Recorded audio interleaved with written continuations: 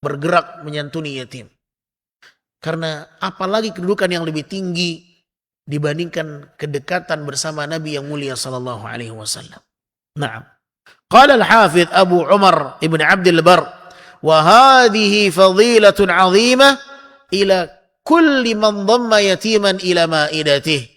Maka hadis ini menerangkan kepada kita bahwasannya keutamaan yang sangat besar bagi siapapun yang mau menghubungkan dirinya dengan anak yatim dalam satu meja makan.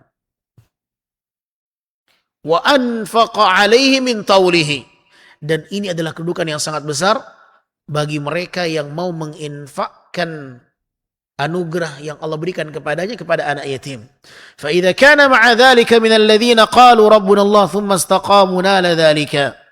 Maka ini adalah kedudukan yang juga akan didapatkan bagi mereka yang Allah khabarkan berita gembira kepada mereka, orang-orang yang istiqamah. Orang-orang yang istiqamah adalah kedudukan yang tinggi bagi mereka. Dan itulah kedudukan mereka yang menyantuni yatim.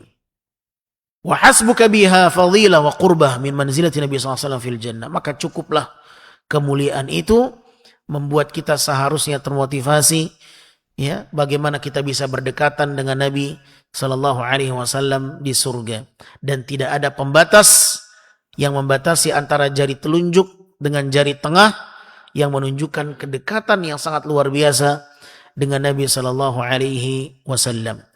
Jangan hanya mengaku saya punya kedekatan dengan Nabi sallallahu alaihi wasallam, nasab Nabi sampai kepada kami, tetapi menyantuni yatim sesuatu yang sangat jauh dari kehidupan mereka. Nah, kalau memang kita ingin dekat dengan Nabi SAW, mengaku punya kedekatan dengan Nabi SAW, maka berjuanglah dengan cara ini. Ya, tidak ada artinya kedekatan nasab dengan Nabi di dunia, tetapi justru malah memerangi Nabi SAW. Sebagaimana Abu Lahab, pamannya Nabi SAW, tetapi justru dialah yang terdepan di dalam membenci Nabi SAW. Tidak ada artinya. Ya, tidak ada artinya pengakuan cinta dekat dengan Nabi SAW, tetapi justru apa yang datang dari Nabi SAW tidak dia perjuangkan. Kalau benar dia ingin menjadi orang yang paling bangga karena kedekatannya dengan Nabi SAW, maka di antara jalurnya yang bisa dia tempuh adalah menyantuni yatim. Berkata Al-Imam Ibnu Battal rahimahullah, haqqun ala kulli mu'min yasma'u hadzal hadits an yarghaba fil amal.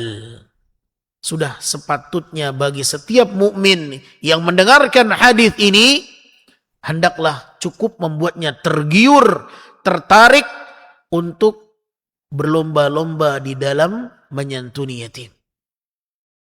Ini wasiat dari ulama salaf.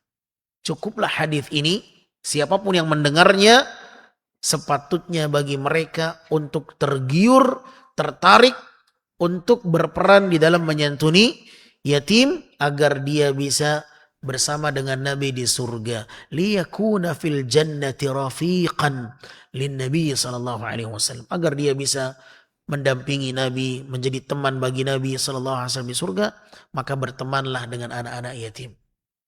Ya, yang ingin berteman dengan Nabi di surga, maka bertemanlah dengan anak-anak yatim.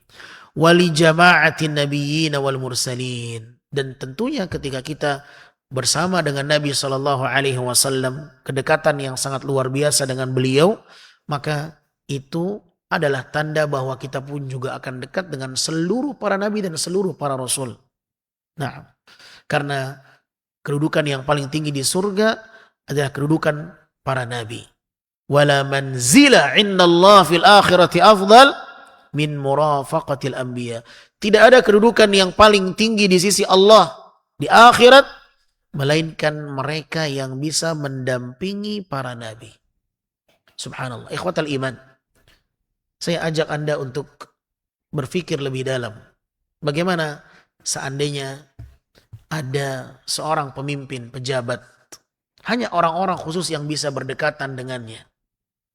Ya, tidak semua orang yang bisa mendekati pejabat, pemimpin, Ya, orang terkemuka, orang yang dikenal oleh publik.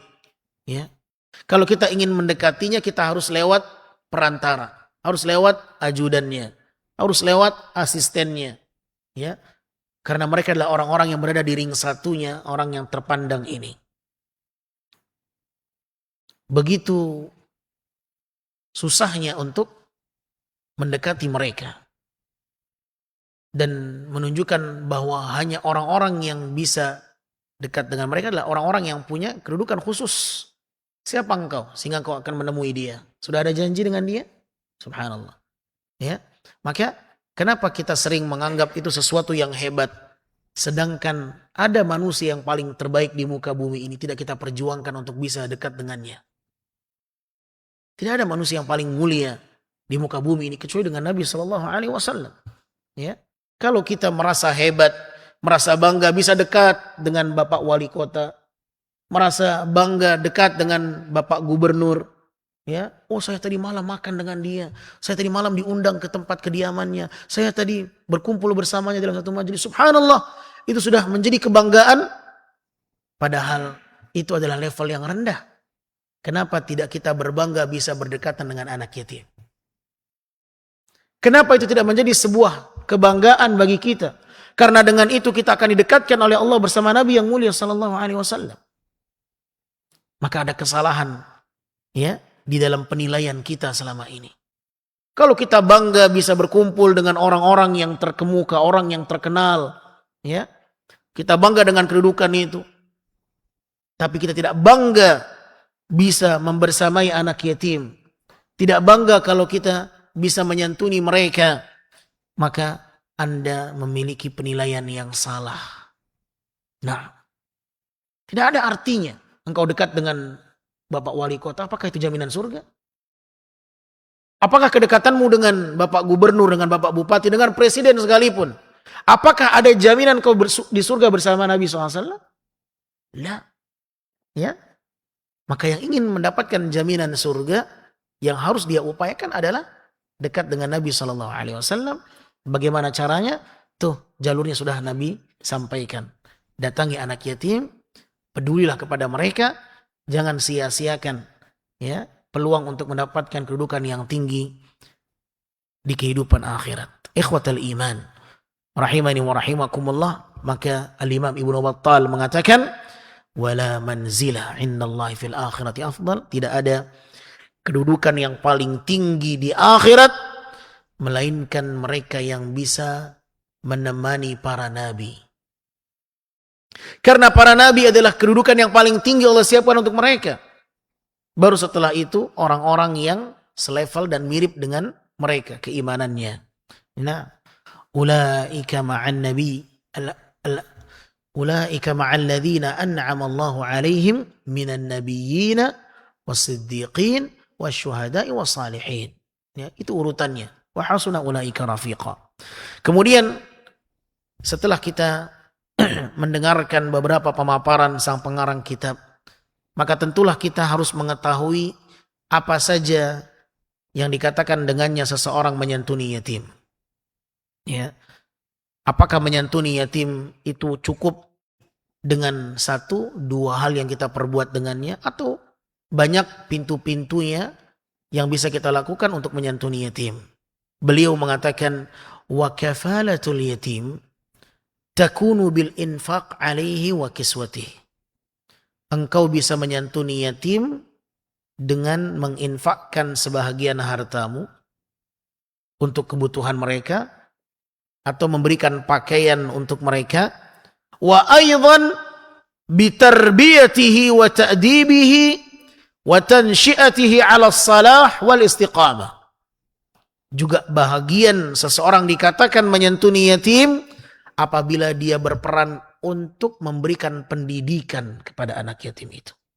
Mengajarkan adab, mengajarkan akhlak, bagaimana agar dia tumbuh sebagai seorang yang saleh.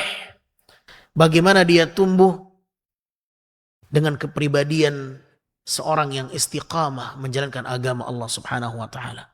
Itu yang seharusnya lebih kita fikirkan. Bagaimana anak ini tumbuh sebagai anak yang saleh. Bagaimana anak ini tumbuh dewasa, mengenal Allah tabaraka wa ta'ala, mengenal Nabi SAW, mengenal agama Islam, ya, itu adalah kebutuhan yang lebih penting dibandingkan kebutuhan jasmani. Kebutuhan rohani bagi anak itu lebih dibutuhkan dibandingkan kebutuhan jasmani. Nah, karena banyak orang-orang yang menyantuni yatim, yang terlintas dari kata menyantuni yatim itu apa? Hanya sebatas materi. Makanan, minuman, dana, pakaian. Itu hanya sebatas jasmani.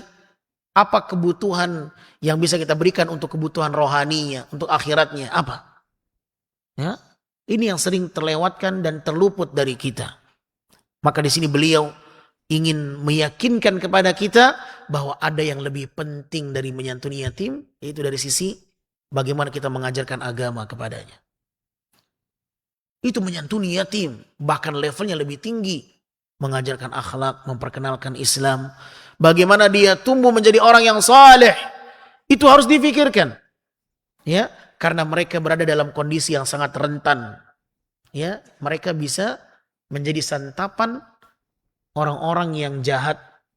Bisa saja ketika tidak ada yang memberikan perhatian kepadanya, maka itu menjadi pilihan bagi orang-orang yang akan memasukkan dia ke dalam agama Nasrani. Subhanallah. Nah, karena ikhwatal iman yang dimuliakan Allah, tidak menutup kemungkinan, ya, orang-orang di luar menginginkan dia berpindah agama dari Islam.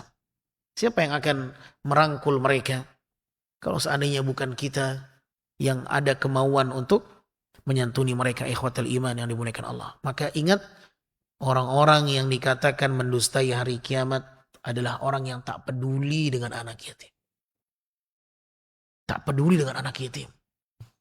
Seakan-akan anak yatim itu bukan urusan saya. Itu urusan dia dan keluarganya. Itu urusan paman dia.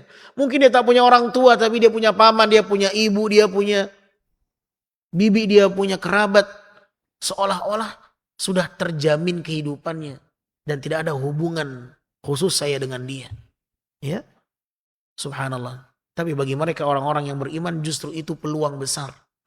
Ya, bagaimana saya terhubung dengan dia, agar saya terhubung dengan Nabi SAW kelak di surga.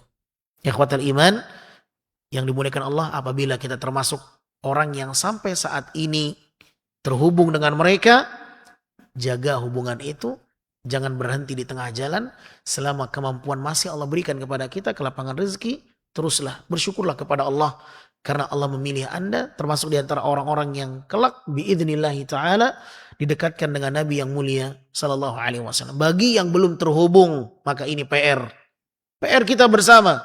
Ya, akankah kita terus seperti ini? Tidak ada kepedulian kita kepada mereka? Tidakkah keinginan kita ada untuk membersamai Nabi SAW di surga? Sedangkan di sisi lain kita mengaku cinta kepada Nabi sallallahu alaihi wasallam. Ikhwatul iman rahimani wa rahimakumullah. Maka menyantuni yatim diantaranya adalah bagaimana memberikan ilmu agama kepada mereka. Falaysatil kafala bi'it'amihi at-ta'am wa taghdhiyatihi bid-dunya wa tawfiril libas lahu faqat. Menyantuni yatim bukan hanya sekedar memberikan makan untuk mereka, memenuhi hajat kebutuhan perut mereka, memberikan nutrisi dalam urusan dunia mereka, memberikan pakaian, bukan hanya itu. Bal wa aydan bi taghdhiyatihi al-ghidha ar-ruhi al-qalbi bi tarbiyatil al-islam wa ta'addubi adabi syariah. Akan tetapi yang lebih daripada itu adalah bagaimana kita bisa menyantuni mereka, memberikan kebutuhan rohaninya, ruh untuk hati mereka, bagaimana mereka tumbuh dengan pendidikan Islam, bagaimana mereka tumbuh dengan adab syariat Islam, dengan akhlak yang mulia, tumbuh sebagai orang yang saleh, anak yang saleh. Wal akhdhu biyadaihi liyasluk tariqal istiqamah wal muhafadha ala ta'atillah. Ambillah kedua tangannya agar dia berjalan di atas jalan yang istiqamah dan menjaga ketaatan kepada Allah Subhanahu wa taala. Itu yang tidak boleh kita lupakan. Ya. Jadi cangkupan menyantuni yatim, ahibati fillah, bukan hanya sebatas memikirkan makan minum dia, pakaian dia bagaimana, tidak. Tetapi yang lebih besar daripada itu, bagaimana nutrisi iman dia bertambah. Bagaimana nutrisi takwa dia bertambah. Bagaimana penghambaan diri dia semakin terarah. Ya, bagaimana dia memiliki Islam yang kuat dalam dirinya. Tidak terombang-ambing dengan fitnah dan syubhat dan syahwat. Itu yang harus kita pikirkan. Tetapi ini sering terlewatkan. Maka beliau menyampaikan dan mengingatkan kepada kita, santunan kepada anak yatim bukan hanya sebatas makan, minum, dan pakaian semata. Taib. Ikhwatul iman yang dimuliakan Allah Azza wa Jalla. Kemudian sebagai penutup, al-muallif sang pengarang kitab membawakan sebuah hadis Nabi yang mulia sallallahu alaihi wasallam dari sahabat Abu Hurairah radhiyallahu taala anhu.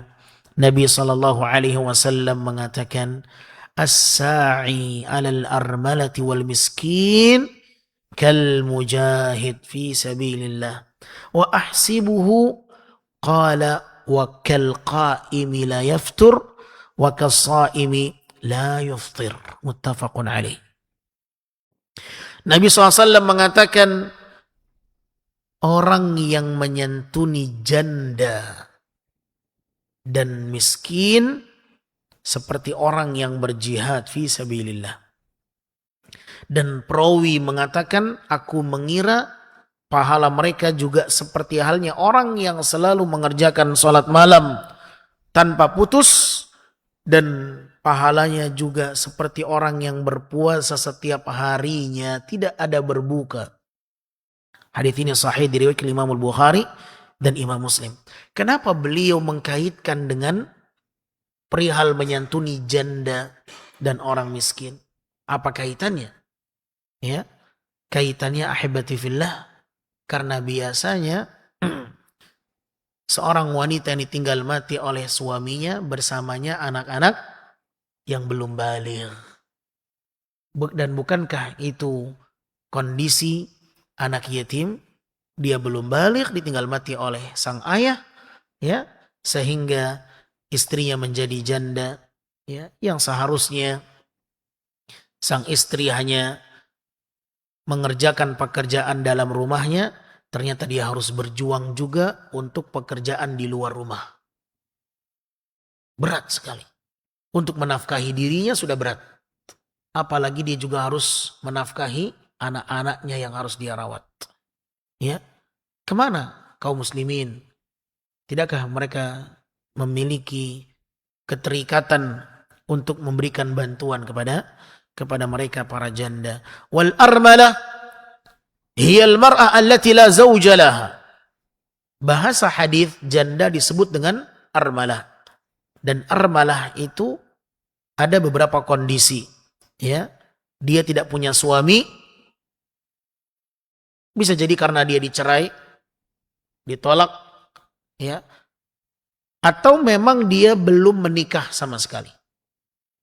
Imma likauniha lam tatazawwaj aw likaunihi mata anha aw faraqaha. Boleh jadi kondisinya dikatakan janda karena meninggal dari suaminya, atau memang berpisah, bercerai, bukan karena meninggal suaminya. Wa qila innal armalah hiya man mata anha zawjuha wa qad takunu armalah wa ma'a minhu aulad. Sebagian ulama berpandangan bahwa armalah itu hanya istilah khusus untuk seorang wanita yang ditinggal mati oleh suaminya. Adapun dicerai maka bukan dikatakan armalah atau janda. Sebagian ulama berpandangan demikian. Dan berkemungkinan seorang wanita yang ditinggal mati oleh suaminya bersamanya anak-anak yang harus dia perhatikan kebutuhan-kebutuhannya. Dari sisi itulah ahibati fillah, maka sang pengarang kitab membawakan hadis, barang siapa yang menyantuni janda dan orang miskin, maka pahalanya seperti orang yang berjihad di jalan Allah Subhanahu wa taala.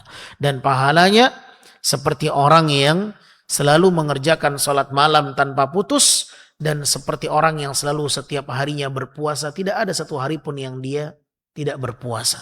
Betapa mulianya orang-orang yang menyantuni janda dan juga Di antaranya adalah anak-anak yatim. Karena biasanya seorang wanita ketika ditinggal mati oleh suaminya, bersamanya anak-anak yang harus dia perjuangkan bagaimana memenuhi kebutuhannya.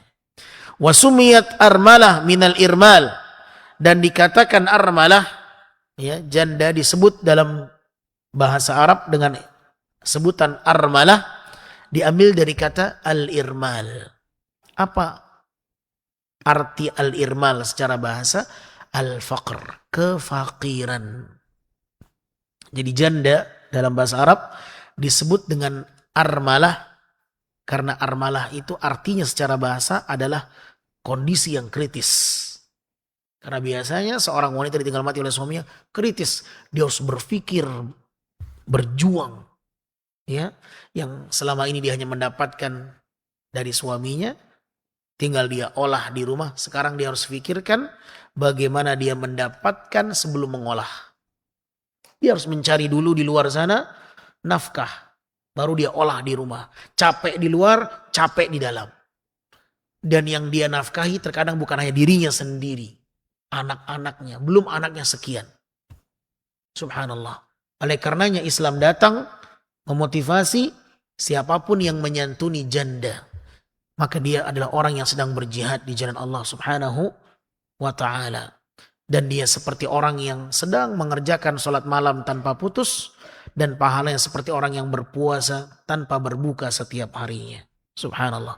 Oleh karena ikhwatal iman yang dimuliakan Allah Subhanahu wa ta'ala, Al-Imam Ibnu Battal mengatakan, barang siapa yang lemah, tak bisa ikut berjihad di jalan Allah, tak bisa bangun mengerjakan sholat malam, tak bisa berpuasa di siang hari, falya'mal bihadzal hadits, maka hendaklah dia melakukan amalan yang datang dari ketentuan hadis ini.